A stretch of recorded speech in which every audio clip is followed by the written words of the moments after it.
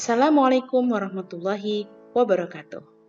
Hai, kembali lagi bersama Ibu Guru Yumna. Kali ini Ibu Yumna akan menyampaikan laporan demonstrasi kontekstual modul 2.3 calon guru penggerak angkatan 9. Tujuan pembelajaran khusus, CGP dapat melakukan praktik coaching dengan CGP lain untuk membantu mengembangkan area kompetensi coaching pada konteks pembelajaran maupun keseharian CGP. Alur kegiatan dalam tahap coaching ini adalah yang pertama, percakapan pra-coaching, yang kedua, proses coaching, dan yang ketiga, percakapan pasca coaching. Di sini, Ibu Yumna ada di kelompok 1, dengan anggotanya adalah Ibu Kurnia Puji Astuti dari SD Negeri Cacaban 6, Ibu Siti Kholisiah dari SD Negeri Magelang 6, dan saya sendiri, Yumna Fatika Fuadi dari SD Negeri Magelang 6. Ini adalah gambar siklus 1 praktik percakapan coaching, yang mana ketiga masing-masing CGP akan melaksanakan semua siklus, sehingga terjadilah siklus 1, siklus 2, dan siklus 3. Dalam siklus coaching ketiga ini, kami sudah berbagi peran sebagai observer, coach, dan coachee. Di mana observer adalah saya sendiri, coach Ibu Kurnia Puji Astuti, dan coachee Ibu Siti Kholisiah. Kegiatan pra-observasi. Assalamualaikum warahmatullahi wabarakatuh, Bu Yumna. Waalaikumsalam warahmatullahi wabarakatuh. Halo Bu Nia. Ya Bu Yumna, bagaimana Bu Yumna hari ini kabarnya? Alhamdulillah baik sekali. Kalau Bu Nia sendiri bagaimana Bu? Alhamdulillah baik juga. Semoga tetap semangat ya Bu Yumna. Iya, amin. Terutama Bu Nia ini ya sudah deg-degser ya Bu ya, harus tetap semangat. Ya betul, sedang deg-degser. Begini Bu Yumna, Ya. saya itu sebenarnya mau minta tolong dengan Bu Yumna. Saya itu kemarin dihubungi sama Bu Kholis. Nah, Bu Kholis itu ada beberapa sesuatu hal yang mau disampaikan ke saya. Kemudian Bu Kholis meminta waktu kepada saya. Nah, ketika Bu Kholis dengan saya melakukan percakapan atau sering kita sebut dengan coaching, apakah Bu Yumna bisa membantu saya untuk mengamati apa yang kegiatan yang saya lakukan dengan Bu Kholis, Bu Yumna? Apakah Bu Yumna ada waktu? Insya Allah bisa Bu, bisa. Kira-kira kapan Bu akan dilaksanakan coachingnya? Ini sepertinya Bu Kholis sudah siap. Kemarin sudah WA saya. Nanti linknya bisa saya bagikan ke Bu Kholis.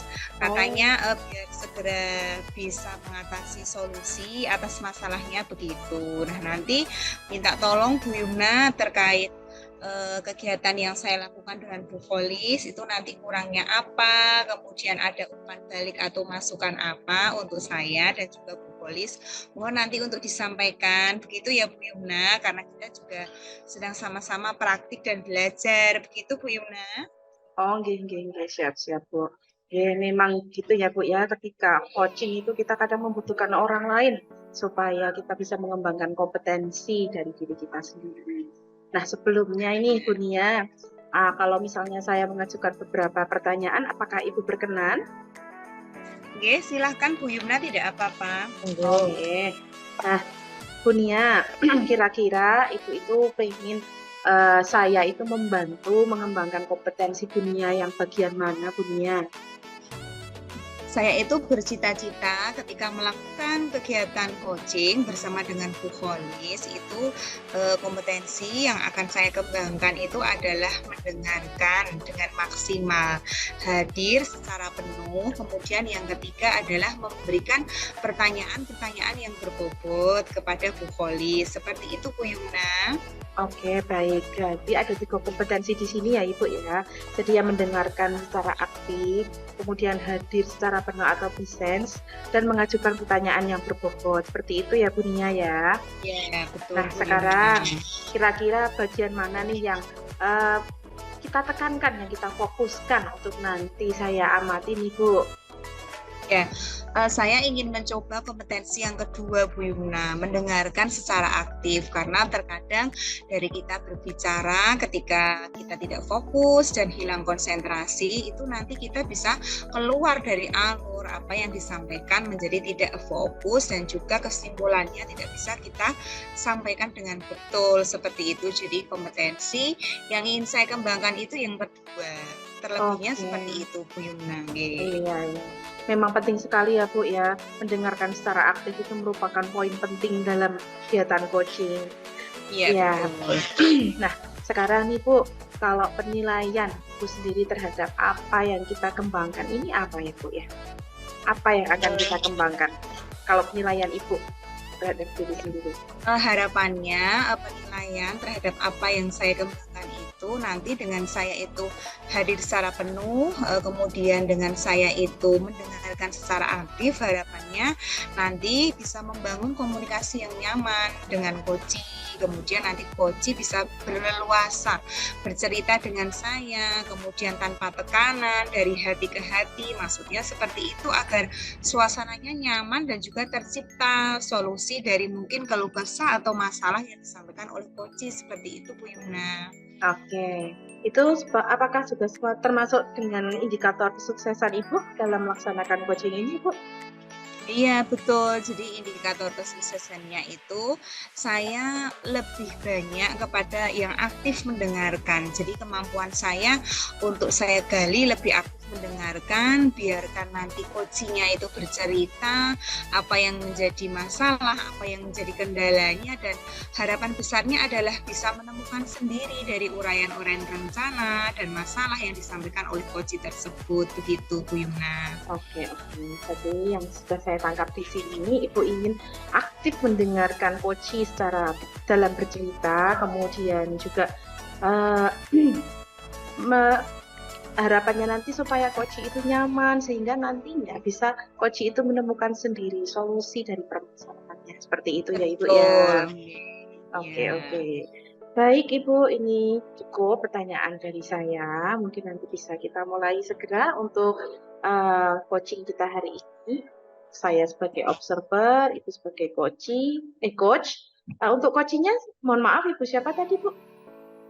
Untuk coachingnya adalah rekan sejawat saya, guru Oke. mapel juga, namanya beliau adalah Bu Siti Kholisia, mengajar di SD Negeri Magelang 6. Oke, berarti coachingnya Ibu Siti Kholisia ya Bu ya? Iya betul.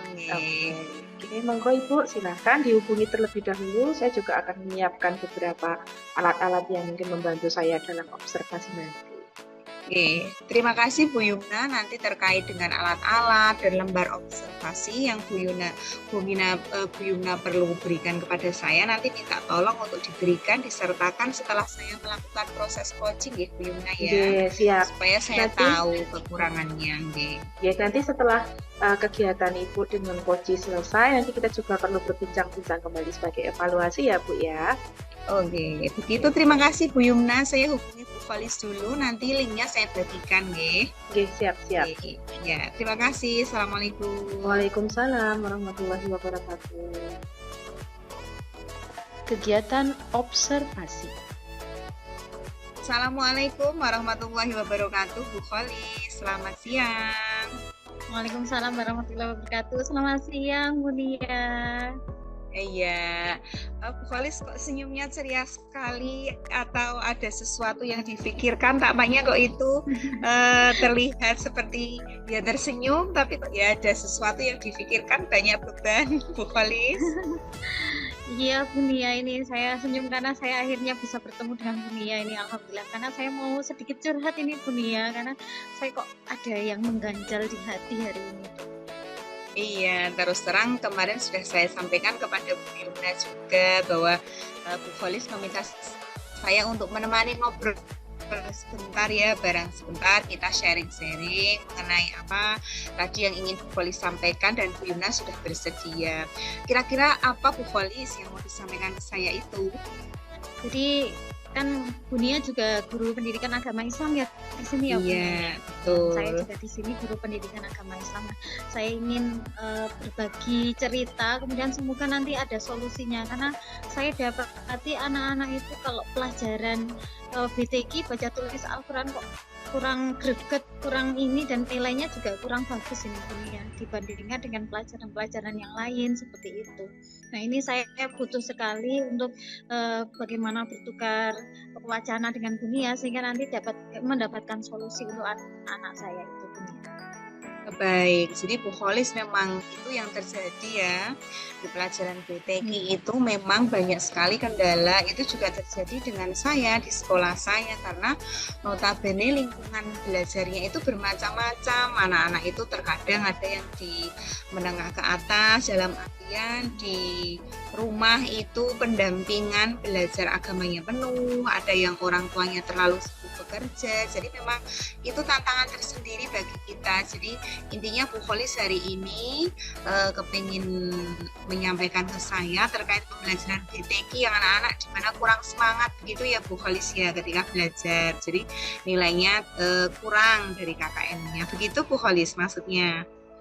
Iya, betul Bunia. Jadi saya berharap nanti dengan pertemuan kita hari ini saya sendiri bisa menemukan solusi atas permasalahan saya yang tadi itu Bunia tentang anak-anak yang nilainya BTQ kok jelek-jelek kurang dari KKM seperti itu. Itu Bunia. Oke, baik. Lalu untuk yang pertama saya bertanya dulu apa yang Bu Kholis tujuan apa yang Bu Kholis ingin sampaikan dari percakapan kita pada kesempatan hari ini Bu Kholis tujuannya? Ya, tujuan saya yang tadi itu Bunia, bagaimana saya nanti mendapatkan rumusan solusi dari permasalahan saya yaitu terkait dengan kemampuan BTQ atau baca tulis Al-Quran anak-anak dan sekaligus bagaimana caranya membangkitkan semangat anak-anak untuk belajar BTQ itu Bunia. Oke, baik. Jadi mendapatkan solusi dari kemampuan belajar anak supaya meningkat seperti itu ya kemampuan BTQ-nya. Baik Bu Kholis, kemudian standar. Mungkin saya bisa tanya standar untuk kemampuan BTQ anak-anak itu di level sekiranya Bu Kholis sampaikan sekarang dalam kegiatan pembelajaran Bu Kholis itu di level berapa? Kalau dari 1 sampai 100 mungkin?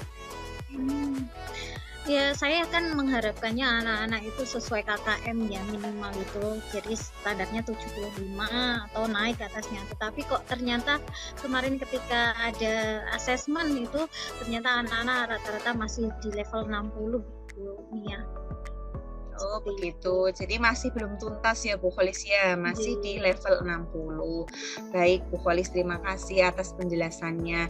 Nah kemudian menurut Bu Kholis sendiri sebagai guru PAI itu kemampuan anak di level yang baik di BTQ itu indikatornya ketika anak itu sudah berani atau mungkin bisa apa Bu Kholis? Mungkin Bu Kholis bisa sampaikan. Iya, kalau saya kemarin mendeteksinya gini Bun ya. Jadi kalau kelas 1, kelas 2 itu masih di Iqra ya. Kelas 3 itu ya sudah masuk Iqra 5 atau 6. Karena kan kita di sekolah negeri jadi tidak mungkin kita memberikan target yang tinggi. Nah, masuk kelas 4 itu ini harapan saya itu sudah mulai Al-Quran. Karena memang di kelas 4 tuh ayat-ayat sudah mulai panjang-panjang dan anak-anak harus mampu mengerti tentang ayat-ayat itu. Kalau anak-anak belum bisa membaca Al-Quran itu akan kesulitan. Makanya menurut saya targetnya di situ. Jadi kelas 1 sampai 3 kalau bisa Iqra, nanti 3 itu sudah selesai seperti itu. Kemudian kalau kelas 4 itu sudah mulai masuk Al-Quran atau juz amat dulu seperti itu. Kelas 6 sudah semuanya pernah khatam Al-Quran, itu indikator saya seperti itu. Tetapi kenyataannya kok sekarang saya dapati sejak di pandemi kemarin ya Bunia ya. Ya, ketika terjadi pandemi kemarin itu selama 2 tahun kan kita belajarnya secara daring. Nah, ketika secara daring itu untuk kontrol kepada anak itu sangat susah sekali, sehingga termasuk ini tentang pembelajaran BTQ. Jadi PAI juga hanya berlangsung mungkin seberapa menit saja karena kita hanya terbatas Classroom, Zoom atau Google Meet itu kan hanya berapa menit. Sedangkan ketika BTK kita kan sebetulnya harus turun tangan langsung ya menjelaskan ini anak-anak membaca seperti ini. Nah, kemudian akhirnya kan lost control juga di situ. Jadi pengawasan kita tidak bisa secara langsung. Nah, yang kedua itu ternyata ketika pandemi yang terjadi itu TPA itu kan banyak sekali yang diliburkan Iya. bahkan dihentikan seperti itu. Jadi hampir saya itu sampai mengirimkan kuesioner kepada wali murid, ternyata itu TPA hampir semuanya dihentikan di satu kota. Dan anak-anak juga berhenti juga dari wali murid yang dulunya kalau di sekolah saya kebanyakan kan mengundang guru ke rumah Iya. untuk mengajari BTK. Itu juga dihentikan karena meminimalisir mengundang orang asing ke dalam rumah, itu juga dihentikan. Nah, ini jadinya selama 2 tahun ini anak-anak yang mungkin tadinya di kelas 1 sudah hampir mau jilid 3 misalnya, ini berhenti total, atau yang tadinya Al-Quran ini berhenti total selama 2 tahun itu, Bu Nia. Bahkan kan pengawasan orang tua juga sibuk juga. Iya. Jadi hampir semuanya juga pergi pagi, pulangnya sudah kadang malam juga, sehingga ya sudah anak-anak ya tidak terkendali seperti itu. Dan rata-rata ketika kembali ke sekolah dengan situasi normal itu mereka saya uji ya sudah hilang semuanya. Bahkan kelas 5 itu saya uji alif saja lupa seperti itu. Ini benar-benar menjadi permasalahan. Ya. Oke, sudah untuk sekali saya bisa menangkap apa yang disampaikan Bu Kholis. Jadi Bu Kholis ini bercerita ini tentang keluh kesahnya ini malah lebih kehambatannya ya Bu Kholis ya, karena pandemi, jadi karena kurangnya kontrol orang tua dan karena keterbatasan dalam kita bertatap muka belajar BTK menjadikan anak-anak itu lost control seperti itu. Padahal kita sendiri sebagai guru agama itu terkadang itu kepengennya itu punya target seperti itu ya Bu Kholis ya. Oh, anak kelas 3 itu belajarnya harusnya sampai sini, kelas 4 harusnya sampai sini, tapi membawanya dari rumah itu potensinya sudah lain-lain. Terkadang yang kita harapkan itu masih jauh sekali karena memang di kota. Berbeda dengan lingkungan di pedesaan yang mungkin keagamaannya kental. Saya sangat paham sekali karena dulu juga mengajar di desa, kemudian beralih mengajar ke kota. Itu pergeserannya sangat jauh sekali. Apalagi ada pandemi. Baik. Jadi kita sudah masuk di identifikasi masalah ya Bu Kholis ya. Jadi harapan kita bersama sebagai guru WAI itu bagaimana sih meningkatkan pembelajaran yang kreatif, yang nyaman, sehingga anak-anak itu tertarik untuk belajar BTK tidak bosan. Terkadang saya juga menyadari, terkadang anak itu juga lihat huruf Arab saja sudah takut, menulisnya itu sudah malas dan sebagainya seperti itu. Mau ngaji sudah tidak ada semangatnya. Nah, ini Bu Kholis sudah menyampaikan beberapa hambatan, beberapa solusinya. Targetnya juga tadi sudah disampaikan. Terkait dengan rencana Bu Kholis, mungkin ke depan tadi karena Bu Kholis menjumpai hambatan-hambatan ketika pembelajaran BTK, mungkin apa rencana aksi yang akan Bu Kholis lakukan setelah menemui hambatan-hambatan itu Bu Kholis? Iya. Bunia, kemarin saya itu sudah mencoba beberapa ide Bunia, seperti saya mendata dulu bagaimana anak-anak di rumah seperti apa, jadi kemampuan BTK anak-anak seperti apa, kemudian mendata juga di rumah apakah yang masih ngaji atau yang tidak, itu saya data juga. Kemudian yang ketiga itu mencoba menghubungi Bapak Kepala Sekolah Bunia. Jadi saya mencoba untuk menghubungi Bapak Kepala Sekolah, menawarkan bagaimana Bapak kalau semisal mendatangkan guru tamu bagaimana, agar kadang-kadang juga anak-anak refresh juga. Karena memang ketika kita berbicara tentang pelajaran agama ya Bunia ya, kita hanya mendapatkan 4 jam selama 1 minggu. Betul, dan itu harus dibagi antara materi dengan BTK. Kadang kan materinya sudah 3 jam sendiri, nanti BTK kan hanya 1 jam.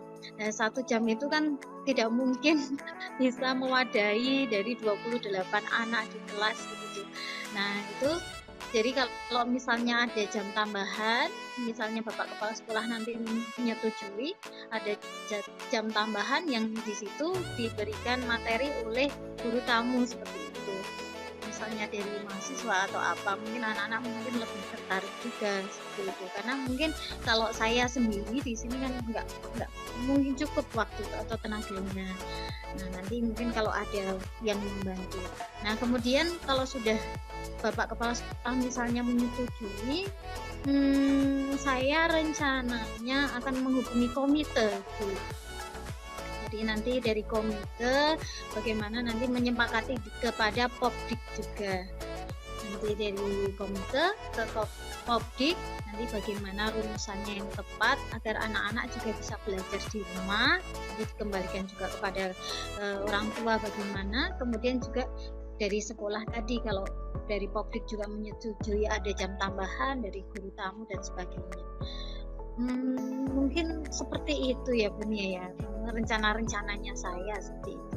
Oke, baik. Bu Kholis punya 2 rencana. Yang pertama berkoordinasi dengan kepala sekolah terkait penambahan tenaga pembantu untuk mengajar BTG di sekolah Bu Kholis. Seperti itu ya, karena kita menyadari sebenarnya jam pokoknya hanya 24 jam saja dan kita kalau apa-apa dikerjakan sendiri, utamanya itu harus drillnya itu kan per anak. Memang waktu kita nggak cukup Bu Kholis, jadi sudah bagus itu upayanya untuk berkoordinasi dengan kepala sekolah. Kemudian yang kedua, Bu Kholis akan melakukan komunikasi dengan POM atau wali siswa. Mungkin Bu Kholis bisa menyampaikan terkait apa Bu Kholis komunikasi hal tersebut kepada orang tua Bu Kholis.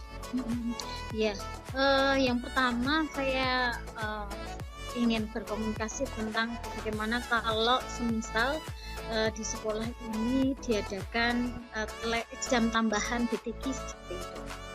Yang pertama itu. Yang kedua, seandainya memang dibolehkan ada jam tambahan, bagaimana kalau kita menambah guru khusus yang guru BTG. Jadi di situ nanti terkait dengan pembiayaan dan sebagainya kan nanti bisa dimusyawarahkan bersama dengan pemerintah.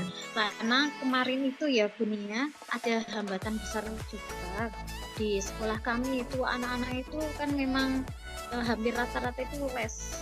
Jadi hampir rata-rata satu sekolah itu les. Jadi pulang sekolah itu les dari pulang sekolah persis jam 1, nanti les sampai kadang-kadang ada yang sampai maghrib.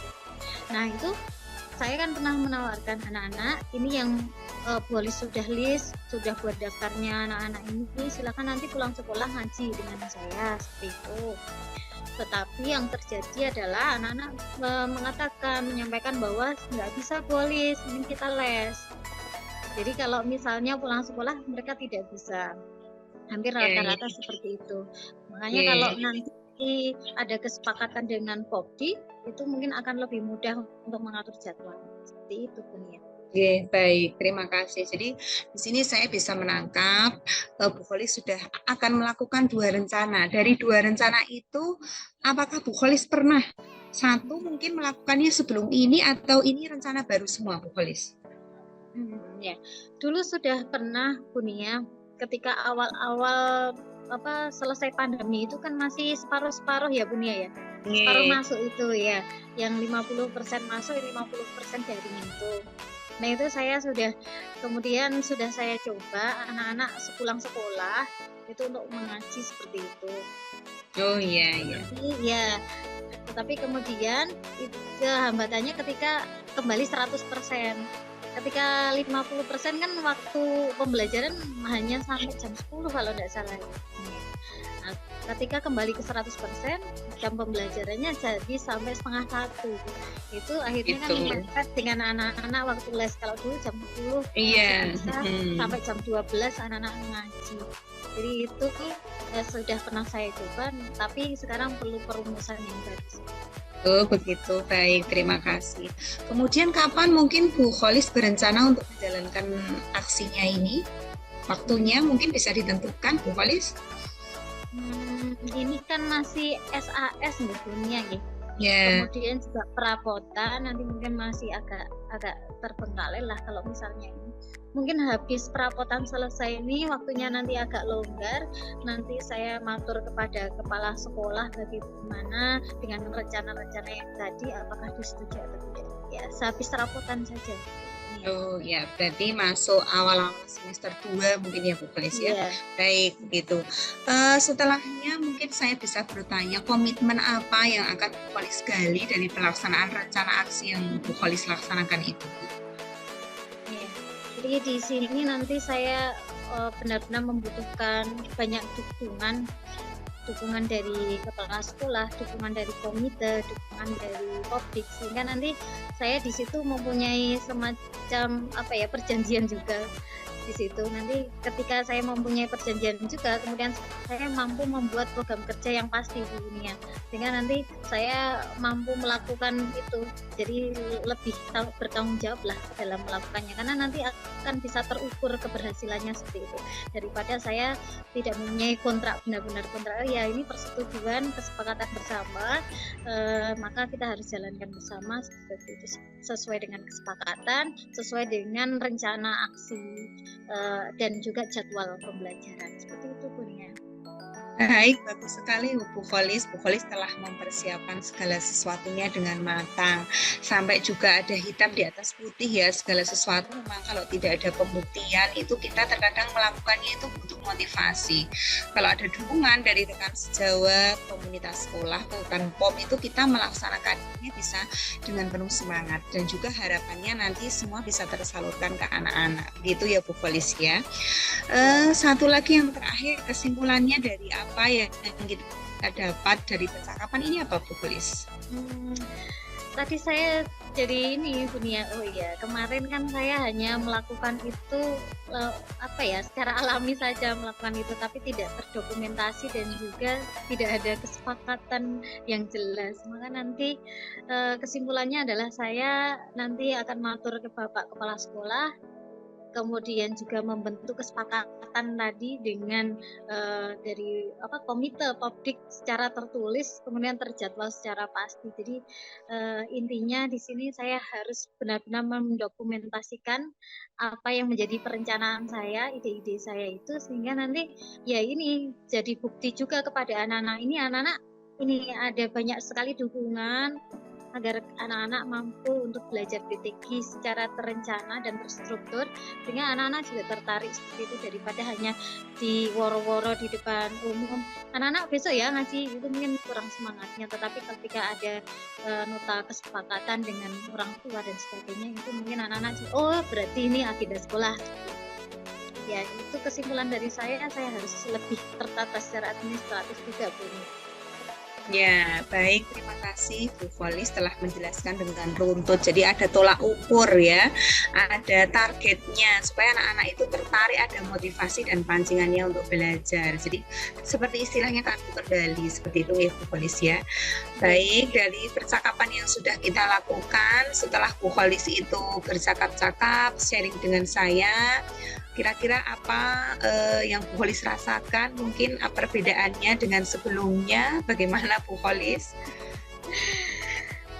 Lega sekali Bu Nia, alhamdulillah, malah jadi banyak sekali ini pencerahan di hari ini, karena kemarin ya gimana ya caranya gitu kan, kasihan anak-anak gitu, tapi ternyata oh iya berarti ada satu hal yang harus saya tingkatkan, yaitu dalam bidang itu berkomunikasi dan berkolaborasi dengan Popdik dan sebagainya. Ya, baik. Terima kasih Bu Felis. Saya tunggu eksekusi rencananya akan segera dilakukan kapan. Dan nanti kalau misalnya ada kesempatan, boleh loh berbincang-bincang lagi dengan saya. Saya siap mendengarkan. Semoga dengan tidak dengan masalah, tapi dengan sesuatu yang membahagiakan, dengan jalan keluar yang lain. Seperti itu Bu Felis. Terima kasih sudah bersama-sama berbincang-bincang dengan saya. Mungkin perbincangan kali ini bisa kita sudahi dulu ya Bu Felis ya, di lain kesempatan. Terima kasih Bu Felis. Terima kasih Bu Nia sudah membantu saya juga.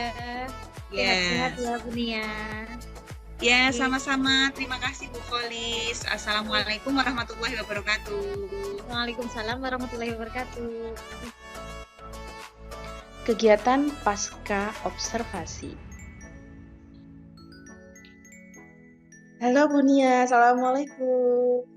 Waalaikumsalam Bu Yumna warahmatullahi wabarakatuh. Iya, selamat Bu Nia. Tadi sudah selesai untuk kegiatan coachingnya bersama Bu Kholis, ye. Wah, luar Iya, biasa sekali. alhamdulillah. Saya mendapatkan beberapa insight-insight yang baru. Nah, ini sebelumnya Bu Nia sendiri tadi menilai performa dalam kompetensi tadi apa Bu Nia kira-kira yang Ibu nilai dari yang sudah Ibu laksanakan bersama Bu Kholis tadi? Ya, alhamdulillah tadi percakapan coachingnya sudah berjalan dengan lancar.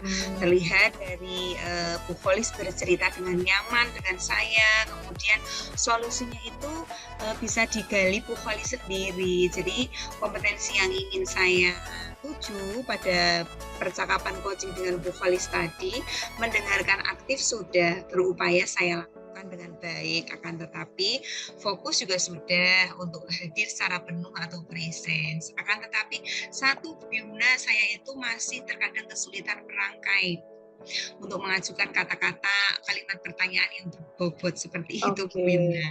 Iya.